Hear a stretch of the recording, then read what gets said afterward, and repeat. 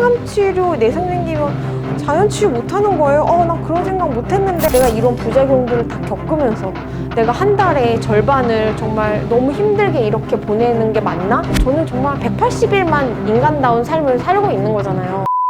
댓글에 그런 얘기 있으시더라고요. 항암치료 내성 생기면 자연치유 못하는 거예요. 난 그런 생각 못했는데. 근데 이것도 약간의 워딩의 차이가 있을 것 같아서 한 번 더 짚고 넘어가면, 항암치료를 하다가 내성이 생겼다는 거는 초과상간 다 태우려고 내 몸에다가 들이부었는데, 핵폭탄 들이부었는데 그럼에도 불구하고 적군이 다시 살아난 거잖아요.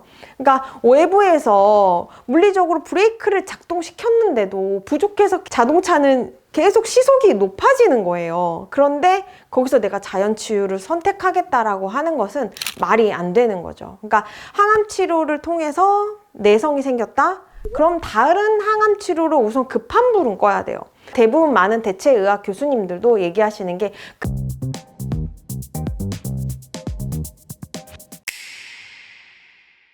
급한 불은 항암치료로 끄고 와라 라고 얘기하거든요. 그러니까 우리가 불이 났어요. 이미 막 산불이 엄청 거대해. 근데 옆에서 이렇게 물 붓는다고 산불을 끌 수 있을까요? 절대 끌 수 없잖아요. 막 헬기로 막 다 투입해야 불이 꺼지잖아요. 그러니까 헬기로 막 투입하는 게 항암치료라고 생각하면 돼요.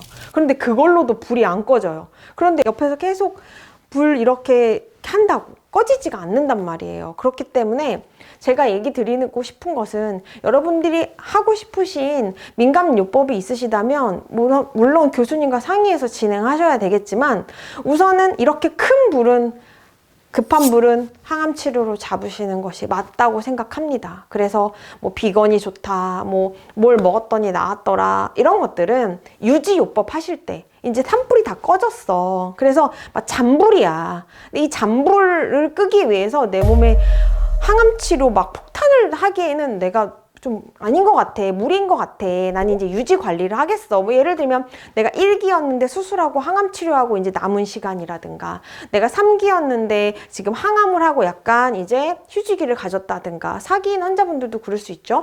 그런 분들은 내가 지금 아무것도 안 하기는 좀 불안한데, 그럴 때는 이제 내 몸의 군대를 높이는 자연치유 쪽으로 전환할 수 있겠지만, 지금 막 암이 막 계속 번져나가고 오늘 막 뼈에 전이 됐는데 내일 또 뭐 어디에 전이 됐다고 하고, 이런 상황에서 급한 불을 자연치유로는 저는 끌 수 없을 거라고 생각이 들어요. 그래서 급한 불은 항암치료로 끄는 것이 맞다. 그런데 전이가 됐다는 것은 그걸로도 꺼지지 않았다는 반증이기 때문에 최대한 나한테 맞는 항암제를 빠르게 찾는 거. 그러니까 내 몸에 내성이 생겼다, 현재 이 항암제랑 굉장히 안 맞는 것 같다라고 할 때는 얼른 교수님과 상의를 해서 빠르게 전환을 해서 항암제를 맞는 것을 찾으시는 것을 추천드려요. 저는 지금 현재 몸에 유의미한 눈에 보이는 항암제가 없기 때문에 제가 그런 갈등을 하는 거예요. 제 몸에 지금 현재 유의미한 암이 있고 걔가 막 조금씩 커지고 있어. 그럼 그건 내성이 생긴 거고 다른 항암제로 바꿔야 되기 때문에 그때는 선택할 수 없다는 거죠. 다른 항암제를 또 가야 되니까. 그래서 지금 현재 제가 스테이블하게 잘 유지가 되고 있으니 그런 제가 아주 간사한 갈등을 만들어낸 거죠. 그래서 여러분들이 봤을 때 진짜 심란할 수 있겠다라고 생각할 수도 있지만, 어떻게 보면 인간의 이기심이기도 하고 저의 간사함이기도 해요. 지금 내가 이렇게 암이 없는데 내가 이런 부작용들을 다 겪으면서 내가 한 달에 절반을 정말 너무 힘들게 이렇게 보내는 게 맞나? 똑같은 365일이 아니라 저는 정말 180일만 인간다운 삶을 살고 있는 거잖아요. 그러니까 같은 1년을 보냈어도 저는 정말 시간이 어쩔 땐 되게 빨리 가게 느껴지고, 이 계절을 내가 온전히 누렸나? 라는 생각이 들 정도로 몸 상태가 안 좋을 때는 그 계절이 저한테 완전히 사라져 버리는 거죠. 그래서 그런 간사한 마음이 저에게 들어서 여러분들과 소통을 한 거예요. 분명히 환우분들도 그런 생각이 들고 그런 마음이 드실 때가 불쑥불쑥 있고, 또 정답은 없는 거잖아요. 우리가 정답이 있는 삶이 없잖아요. 어떤 사람과 제가 완전 똑같은 삶을 사는 것도 아니고 우리는 다 다른 몸을 가지고 있기 때문에 그런 생각이 여러분들도 드실 것 같아서 그런 영상을 찍었습니다. 왜 의료진들은 이런 항산화요법, 민간요법, 자연요법, 대체의학을 왜 하지 말라고 얘기하는 걸까요? 제가 생각했을 때 그분들이 이거를 하지 말라고 환자분들한테 얘기하는 첫 번째 이유는 조건값이 바뀌기 때문이라고 생각해요.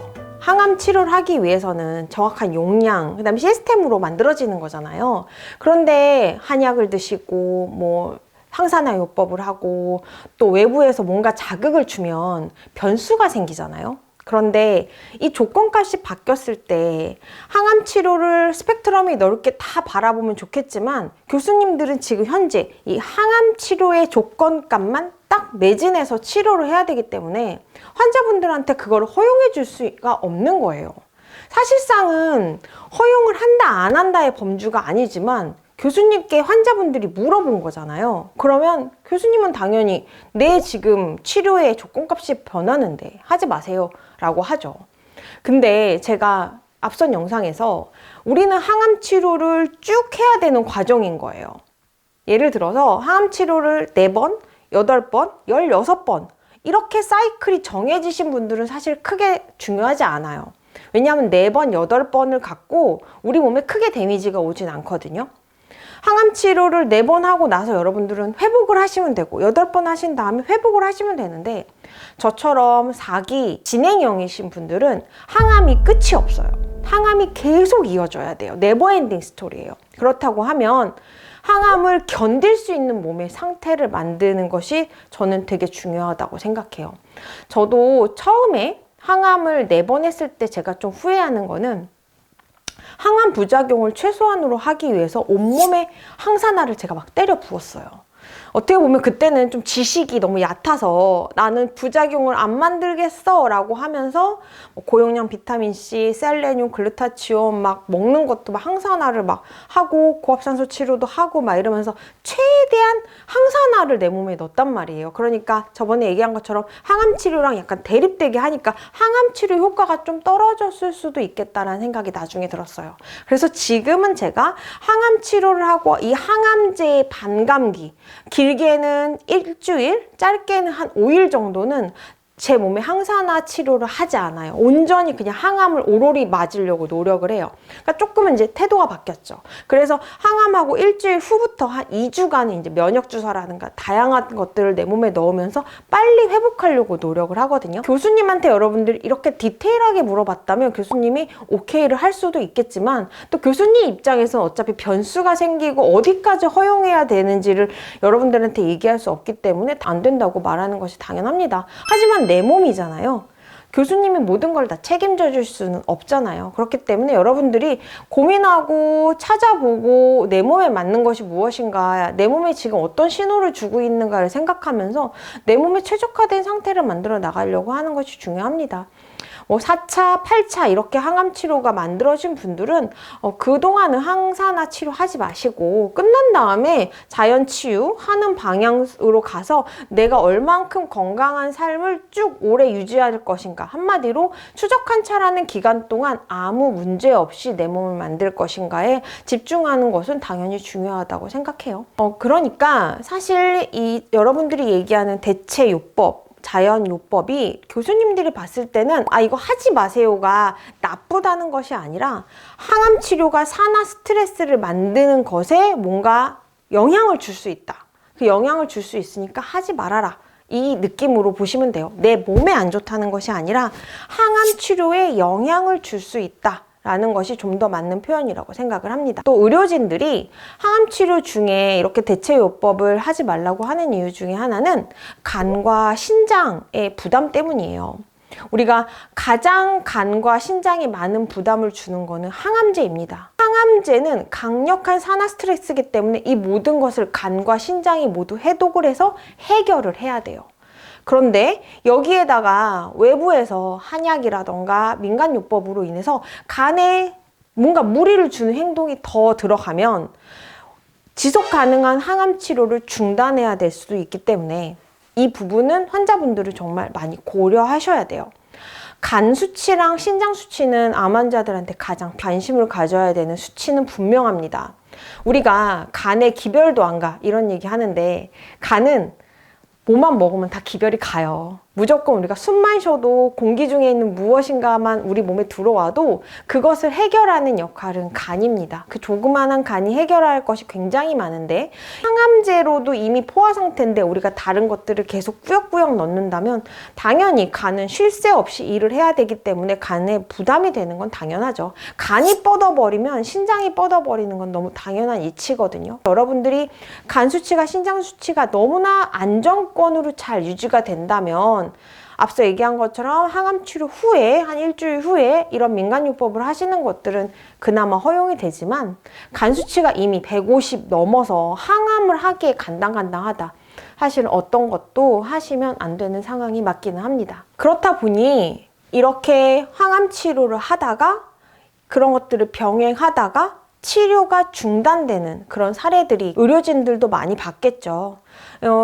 항암 치료하다가 간 수치, 신장 수치가 안 좋아져서 항암 치료가 중단이 됐어. 그런데 사실 외부적인 요인이 아예 없다 그러면 이것은 항암제 때문에 높아진 거니까 어쩔 수 없지만 그 환자가 여러 가지 선택을 해서 이 간과 신장에 무리를 줬다라고 판단이 된다면 오히려 독이 된 거잖아요. 그렇기 때문에 의료진들은 반대할 수밖에 없다고 생각합니다. 그리고 대다수 이런 민간요법 대체의학들을 고용량으로 제한을 하시는 분들이 많아요. 사실 되게 위험한 건데 예를 들어 건강식품을 한 포만 먹으면 되는데 암 환자분들한테 메가로 3포에서 6포, 많게는 9포까지 먹어라 이렇게 이야기를 하면 사실 암 환자는 지금 간절하잖아요. 막 지푸라기라도 잡고 싶잖아요. 왠지 그 사람 말 들으면 내가 암이 나을 것 같거든요. 그렇기 때문에 막대한 비용을 내가면서도 그 지푸라기라도 잡고 싶은 심정으로 그런 선택을 하게 됩니다. 그래서 교수님들이 봤을 때는 그걸 허용해주면 이분이 어디까지 갈지를 알 수가 없잖아요. 예를 들어서 지금 항암제가 정말 잘 들어서 가고 있는데 갑자기 이분이 저 항암 안 할래요. 저 민간요법 대체요법으로 저 전환할래요. 이러한 사례를 얼마나 많이 보셨겠어요. 그러니까 애초에 그냥 원천 차단. 그래서 안 됩니다. 항암제밖에 당신을 낫게 할 수가 없습니다. 이렇게 교수님은 이야기할 수밖에 없는 현실이라고 생각해요. 그래서 저는 환우분들이 현명해지셨으면 한다. 내가 그냥 누구의 말을 듣고 교수님 말을 듣고 의료진 말을 듣고 그냥 어떤 옆집 아줌마 말 듣고 하는 것이 아니라 이건 어떠한 기전으로 움직이는 것인가, 이거는 나한테 어떠한 효과를 주는 것인가, 이거는 내가 취해야 될까 말아야 될까를 각자가 정말 심도 있게 판단하시는 것이 좋다고 생각해요. 하지만 여기서 명확한 거는 이거예요. 항암제가 내 몸에 산화 스트레스를 줘서 내 몸이 지금 만신창이가 되는 거는 맞고요. 자연 치유라는 것으로 지금 현재 내리막길에 있는 브레이크가 안 듣는 내 몸의 상태를 제어할 수 없다는 것도 맞아요. 그렇기 때문에 여러분들이 내가 내 몸을 잘 알고 선택하는 것이 매우 중요합니다. 저 같은 경우에도 지금 제 몸의 상태에서 어떤 분이 엄청나게 많은 제안을 하실 거잖아요. 그거 제가 다 수용하면 아마 제 간은 남아나지 못할 거예요. 그래서 현명하게 그 대신 무엇인가를 하나 선택하셨으면은 짧게는 6개월, 길게는 1년 이상 그것을 사실은 취해야 어떠한 내 몸에 효과가 있다는 것입니다. 저 또한 여러분들한테 뭐가 좋다, 뭐가 나쁘다 이렇게 말할 수 없는 것 같아요. 무엇이 맞다 라고 단정하기보다는 내가 최대한 어떻게 선택하고 이것을 지속 가능성 있게 할 수 있고 이것이 내 몸에 어떤 영향을 주는지 생각하시면서 하셨으면 좋겠습니다. 자, 이번 영상이 여러분들에게 많이 도움이 되셨다면 좋아요, 구독 눌러주시고요. 웰뷰는 여러분들께 항상 적극적인 온도로 찾아뵙겠습니다. 감사합니다.